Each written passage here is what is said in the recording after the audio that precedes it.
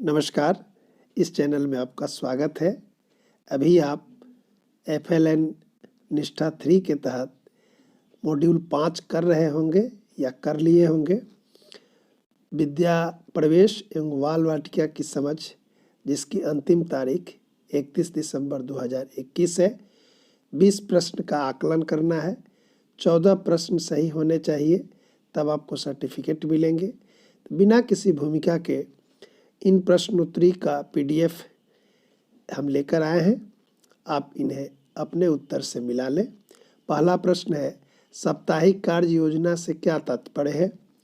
तो इसका सही और सटीक उत्तर होना चाहिए एक सप्ताह में कार्यान्वित की जाने वाली गतिविधियों की दिनवार योजना। और प्रश्न संख्या 2 कि बाल वाटिका कार्यक्रम स्कूलिंग के किस स्तर के बच्चों के लिए निर्मित है?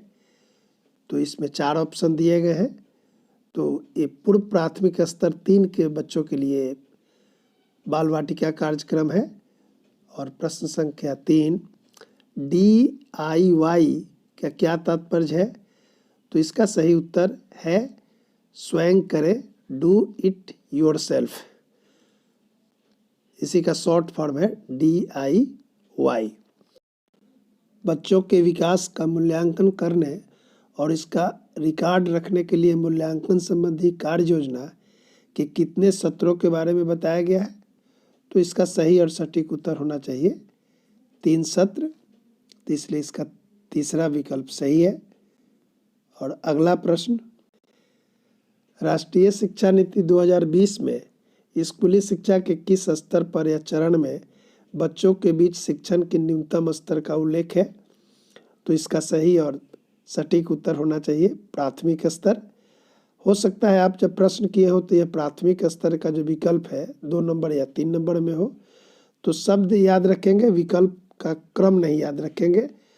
और अगला प्रश्न है, विद्या प्रवेश एवं बाल वाटिका कार्यक्रम का मूल उद्देश्य क्या है? तो इसका सही और सटीक उत्तर ये है 1 नंबर, प्राथमिक कक्षाओं में बच्चों का व्यवधान रहित शिक्षण सुनिश्चित करना। विद्या प्रवेश और बाल वाटिका कार्यक्रम का मूल उद्देश्य यही है। और अगला प्रश्न, किस विद्या प्रवेश और बाल वाटिका के दिए गए सतत मूल्यांकन से शिक्षकों को किस प्रकार सहायता मिलेगी? ये बाल वाटिका और विद्या प्रवेश से संबंधित ही प्रश्न है। तो इसका सटीक उत्तर होगा कि सीखने सिखाने से जुड़ी रणनीतियाँ, खेल की सामग्रियों, गतिविधि क्षेत्रों आदि के अपनाने में और उसे सुधारने में सहायता मिलेगी। ये सटीक और सही उत्तर होना चाहिए।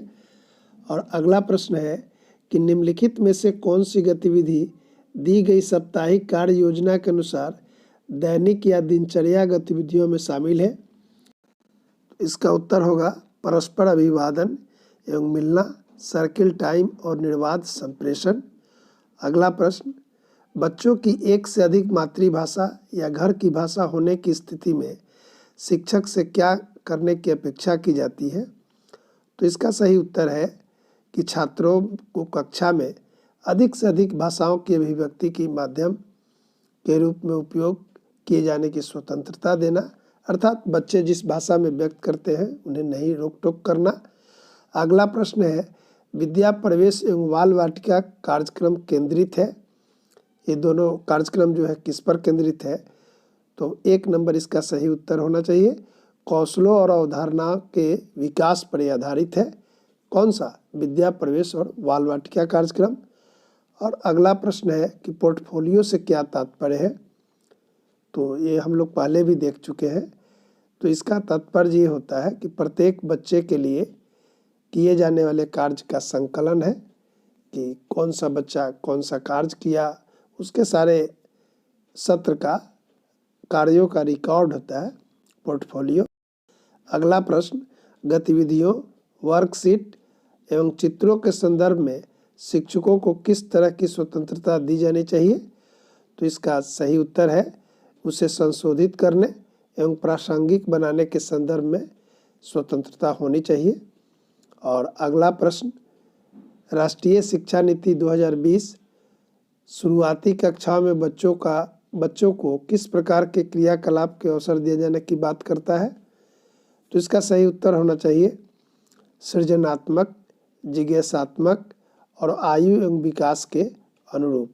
यानी सृजन भी हो, जिज्ञासात्मक माने बच्चों का जिज्ञासा हो इसके लिए, और आयु के ध्यान रखते हुए उनको इस तरह का विकास हो। 2020 की शिक्षा नीति में इस तरह का है। और अगला प्रश्न है कि विद्या प्रवेश एवं बाल वाटिका कार्यक्रम के कार्यान्वयन के लिए निर्धारित दैनिक अवधि कितने घंटे की होनी चाहिए। यानी दोनों जो कार्यक्रम है, विद्या प्रवेश और बाल वाटिका कार्यक्रम, वो एक दिन में कितना होना चाहिए। तो इसका सही उत्तर है प्रत्येक दिन 4 घंटे का एक कार्यक्रम है, तो इसलिए इसका अंतिम विकल्प सबसे ज़्यादा सही है। और अगला प्रश्न है कि विद्या प्रवेश एवं बाल वाटिका में किस प्रकार की खेल या सामग्री का सुझाव दिया गया है। तो इसका सही उत्तर यह है कि देश में निर्मित हो, स्थानीय हो, कम लागत की हो अथवा शून्य लागत की हो। तो इन्हीं सब सामग्रियों से खेल का या शिक्षण सामग्री बनाने का सुझाव दिया गया है। और अगला प्रश्न है कि निम्नलिखित में से कौन सा दस्तावेज FLN मिशन का एक भाग है। तो ये 2 नंबर इसका सबसे सही सटीक उत्तर है। विद्या प्रवेश FLN का ही एक भाग है। और अगला प्रश्न, विद्या प्रवेश एवं बाल वाटिका में मूल्यांकन की किस प्रक्रिया के बारे में बताया गया है। जैसे सभी कार्यक्रम का मूल्यांकन होता है, वैसे विद्या प्रवेश और बाल वाटिका के भी मूल्यांकन की व्यवस्था की गई है। तो कौन सा होगा। तो इसका सही उत्तर होगा नियमित, निरंतर, सतत एवं बहुआयामी। ये दोनों कार्यक्रम का मूल्यांकन का एक प्रक्रिया है। अगला प्रश्न, मानव जीवन के किस चरण में मस्तिष्क का विकास तीव्रता से होता है। तो इसका सही उत्तर है प्रारंभिक बाल्यावस्था यानी अर्ली चाइल्डहुड में सबसे ज़्यादा मस्तिष्क का विकास होता है। अगला प्रश्न, राष्ट्रीय शिक्षा नीति 2020 में प्री स्कूल स्तर 3 के लिए उपयोग की गई पारिभाषिक शब्दावली क्या है। तो पारिभाषिक शब्दावली है बाल वाटिका। अगला प्रश्न कि मुक्त खेल फ्री प्ले क्या है। तो इसका सही उत्तर है शिक्षक द्वारा एक छोटे समूह में की गई गतिविधि मुक्त खेल है। और अगला प्रश्न, शैक्षणिक शिक्षण में पारगमन गतिविधियां ट्रांजिशन एक्टिविटी का उद्देश्य क्या है। तो इसका सही उत्तर है कि बच्चों को एक गतिविधि से दूसरी गतिविधि तक जाने में सहायता करना। अगला प्रश्न, बाल वाटिका कार्यक्रम के क्रियान्वयन की अवधि कितने दिन की है। तो 1 वर्ष इसका सही उत्तर होगा। और अगला प्रश्न है FLN मिशन का पूर्ण रूप क्या है। तो इसका सही उत्तर होगा बुनियादी साक्षरता और संख्या ज्ञान मिशन। FLN मिशन का एक पूर्ण रूप है। और अगला प्रश्न, विद्या प्रवेश एवं बाल वाटिका कार्यक्रम के अंतर्गत कितने विकासात्मक लक्ष्यों को पूरा करने का या समावेश किया गया है। तो इसका सही उत्तर है 3 विकासात्मक लक्ष्य को निर्धारण किया गया है। अगला प्रश्न, गतिविधियों में संतुलन का सही उदाहरण क्या है। तो इसका सही उत्तर होगा शिक्षक द्वारा आरंभ की गई एवं बच्चे द्वारा आरंभ की गई गतिविधियां। और अगला प्रश्न, विद्या प्रवेश कार्यक्रम स्कूलिंग के किस स्तर के बच्चों के लिए तैयार किया गया है। तो इस प्रश्न का सही उत्तर है कि विद्या प्रवेश कार्यक्रम कक्षा 1 में प्रवेश लेने वाले बच्चों के लिए बनाया गया है। और अगला प्रश्न है, विद्या प्रवेश एवं बाल वाटिका के दिए गए सतत मूल्यांकन से शिक्षकों को किस प्रकार सहायता मिलेगी। तो इसका सही उत्तर है सीखने सिखाने से जुड़ी रणनीतियाँ और खेल समितियाँ गतिविधियों आदि के बारे में अपनाने और सुधारने के लिए। और अगला प्रश्न है कि गतिविधि रुचि क्षेत्र का मुख्य उद्देश्य बच्चों के निम्नलिखित के लिए अवसर प्रदान करता है। तो इसका सही उत्तर है निर्बाध रूप से खेलना, भरपूर खेलना यानी फ्री प्ले का अवसर प्रदान करता है। और अगला प्रश्न है, विद्या प्रवेश कार्यक्रम के क्रियान्वयन की अवधि कितने समय का है। तो इसका सही उत्तर है 12 सप्ताह। अगला प्रश्न, कौन सा संगठक भाषा और साक्षरता को उसके पूर्ण रूप में व्यक्त करता है। तो इसका सही उत्तर है मौखिक, पढ़ना एवं लिखना।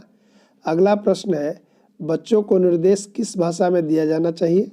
जो बच्चे को हम लोग किसी कार्य को करने के लिए जो निर्देश देते हैं, इसका सही उत्तर होगा मातृभाषा, अथवा ज़्यादातर बच्चे जिस भाषा में विशेष रूप से परिचित हो उसी में निर्देश दिया जाना चाहिए। अगला प्रश्न, विकासात्मक लक्ष्य 1 के अंतर्गत आने वाले कौशल एवं अवधारणाएं कौन सी है? तो इसका सही उत्तर है स्वयं के प्रति जागरूकता, सामाजिक रूप से वांछनीय व्यवहार, स्वास्थ्य, पोषण, स्वच्छता, स्वयं की सुरक्षा एवं गत्यात्मक कौशल। तो ये सही उत्तर होना चाहिए। और अगला प्रश्न है कि FLN मिशन के दिशा निर्देशों में स्तर 3 के तौर पर उल्लेखित दस्तावेज कौन सा है? इस प्रश्न का सही उत्तर है बाल वाटिका, और इस खंड का अंतिम प्रश्न है। मॉड्यूल 6 का भी PDF इस पर उपलब्ध होगा।